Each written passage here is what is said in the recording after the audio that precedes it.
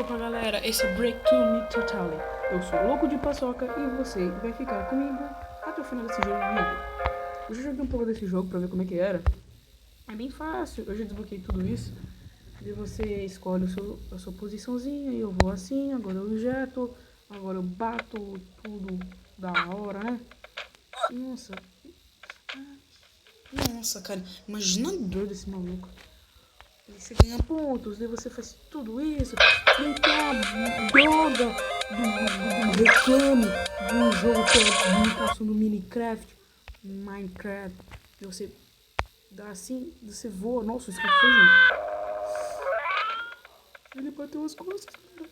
Ele deve ter dado uma dor.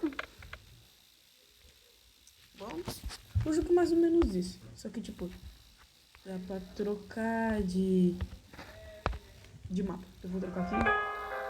Tem essa musiquinha triste atrás, você fica tipo, o que eu tô fazendo, cara? Não vou comprar nada não. Vai, bora lá. Bora comer a bica. Já. Boa, moleque. Pedro foi tudinho.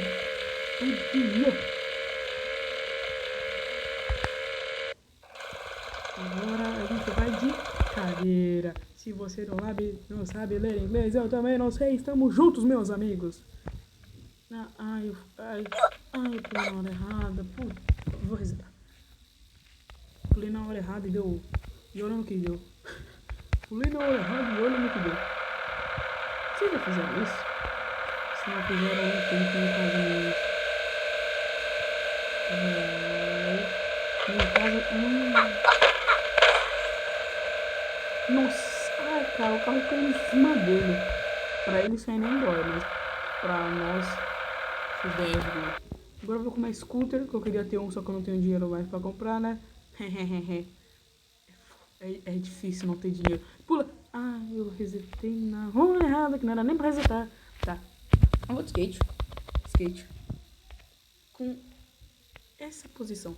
Nossa, cara, esse skate vai no pinote. Pula. Nossa, mãe do céu, quebrou foi tudo. Jesus Cristo.